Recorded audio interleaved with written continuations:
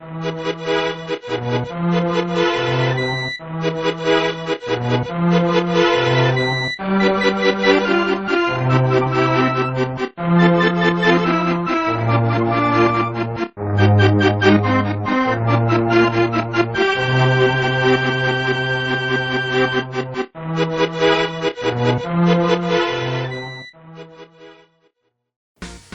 know what you're thinking. Who the hell are you? And why should I give a damn about your top 10 list? Well, I'll tell you, because... But as you can tell, I'm a big Sega fan. I mean, look at all this stuff I have. I even have Sonic slippers for bloody sake.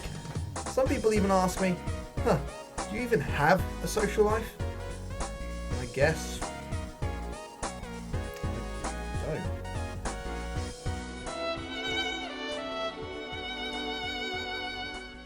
Anyone who owned a Mega Drive remembers nothing but fond memories, but also frustration, which would often result in broken controllers and consoles being pulled from under TV sets.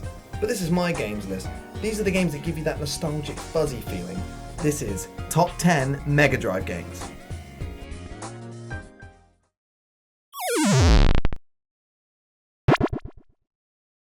What can be said about Jurassic Park?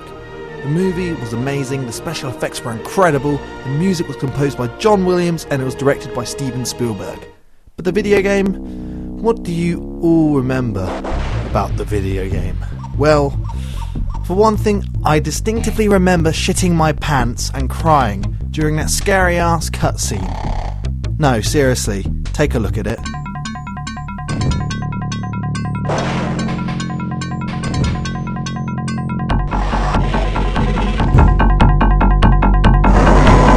Fucking hell, I actually remember having night terrors as a kid after playing this game, thinking dinosaurs were trying to eat me. Really, it was bloody scary. It doesn't help either when that strobe lighting is going on, and that eerie music as it sets up the story. Fucking bone chilling. Oh, and the gameplay itself? If you're playing as Dr. Grant, you may find it a hell of a lot more difficult, mainly because you use ammo, and it's often hard to navigate through your weapons, particularly if the enemies are as fast as shit. It's much easier being the Raptor, even though the jumping was a little off. Anyway, good game, but because of its nightmare-inducing cutscene, it deserves a place at number 10.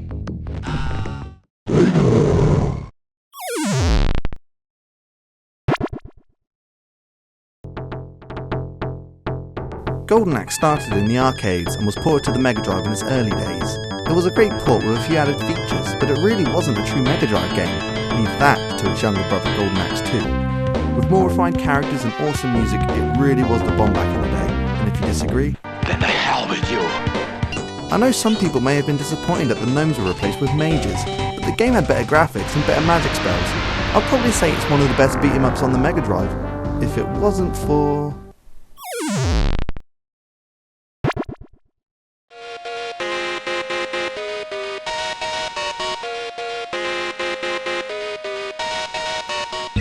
Oh yes, that's right, Streets of Rage, and more specifically Streets of Rage 2, which a lot of people would agree is the best in the franchise. While the first one did have awesome police backup and was an awesome rival to Final Fight, the second had bigger sprites, brighter lights, and a wider variety of enemies. The incredible music from Streets of Rage 1 carried on into the second one, and it blew our freaking ears off. But then, the third Streets of Rage blew our ears for the wrong reasons.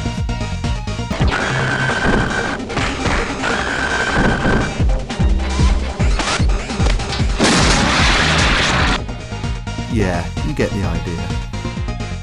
I always remember playing the multiplayer on this game and the amount of arguments I've had.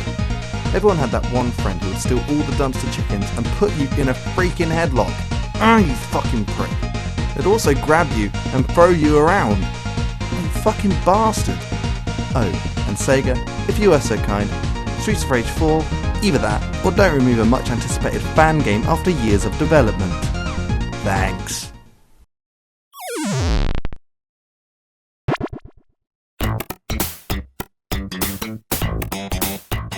Now I know what you're thinking. Kenny, you must be getting mixed up. You must mean the first one, right? But sadly, no.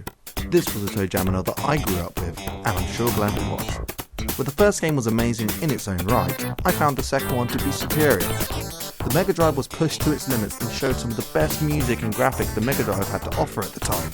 I mean, it's funky as hell, you can't help but to nod your head to these beats. The levels are vibrant and creative, and it has trippy bonus stages. The aim of the game is to hunt the humans that manage to sneak on board your ship to your home planet of Bunkertron, but it's not an easy task. The only way to catch them is to throw jars at them, right in their fucking face. I always remembered the enemies in the game, from that annoying girl who looks like Angelica from the Rugrats, that generic 90s black kid, and that annoying tourist dude that blinds you when he takes a photo of you. Oh, and that fat bitch with all her dogs. I fucking hate those poodle bastards. But when you're done collecting them, you send their asses packing, straight back to Earth on a rocket ship.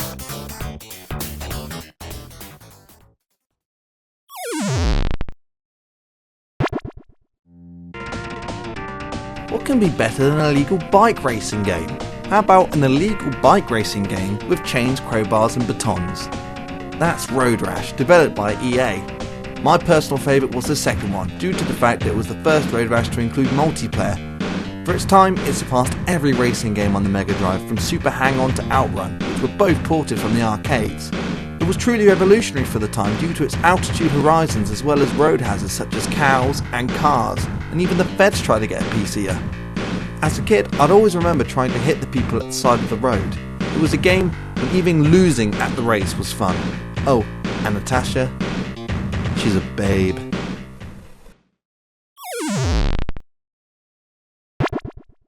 Laugh all you like, but Aladdin was one of the best games on the Mega Drive. It was one of the first games I played where I felt truly immersed.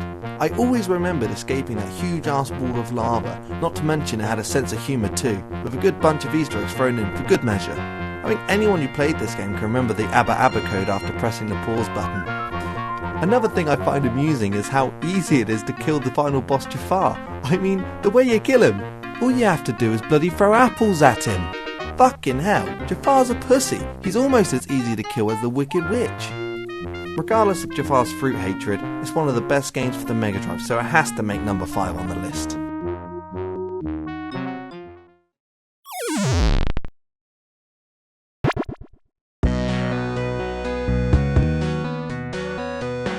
Comix Zone is probably one of the most creative games I've played.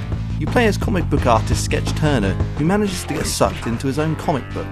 You do get a few weapons though, such as dynamite, health potion and a knife, as well as your own pet rat that helps you look for hidden items. Each level is split into separate comic book cells that you can travel through. In some instances you can even kick enemies through the pages. It's a well thought out game with clever ideas, but because it was released during the last years of the Mega Drive, not many people got to play it. But Sega made up for that by adding it to every single Sega or Sonic compilation they could, which is great, but if you want an authentic experience, I'd stick to the cartridge. I should probably mention that the game is quite difficult, and you sometimes get continues, and when I mean sometimes get continues, I mean sometimes. The guy who puts you in the comic book keeps you alive for his own amusement, and sometimes he doesn't. If you haven't played this game yet, then get your shit together and play it. Test 1, 2. Sega!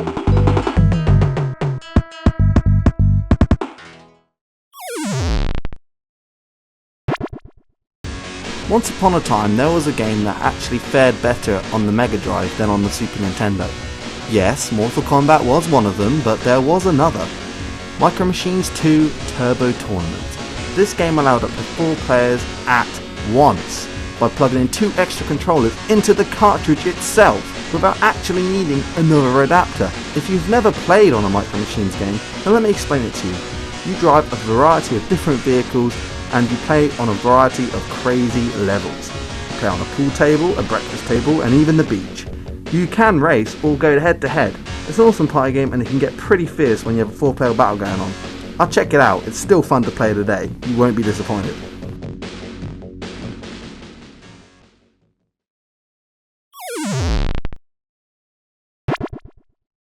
What is the one thing in common which is the most apparent in this top 10 list? Well, yes, it's being presented by a dim-witted buffoon, but it's the fact that most of the games on this list are made with multiplayer in mind. And yes, it's another Disney license game. exclusively made by Sega themselves. And this one is a doozy. Mickey Mouse in World of Illusion. It's a sequel to the Castle of Illusion game, but it has the inclusion of Donald Duck. It's a cooperative two-player platformer and an awesome one of that. This game is so damn good. I mean, look, it's cooperative. So that's why it's number 2. I got lazy when I made this one. It's a good game, blah blah blah blah blah blah blah blah. On to number 1!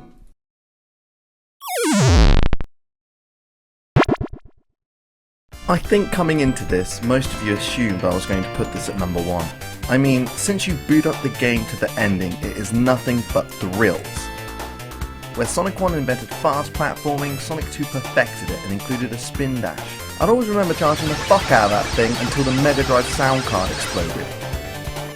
There were many additions and changes to the game, and it felt so much smoother, since the PAL version of Sonic 1 was much slower than the NTSC version. Really, I don't think you guys in America realise how good you had it. But what makes it stand out is its amazing level design, its memorable music, and its pseudo 3D bonus stages. Remember when this was the pinnacle of 3D graphics? Where are the days gone? When a lot of people think about Sonic 2, they think about the casino level. This splashy, funky level has brought many of us joy and frustration, as well as an early childhood gambling addiction. Come on, give us that jackpot, give us that Oh, my ring. Why? But yeah, this is our number 1. If I had to play any Sonic game, it would be this one. By far. Thanks for watching.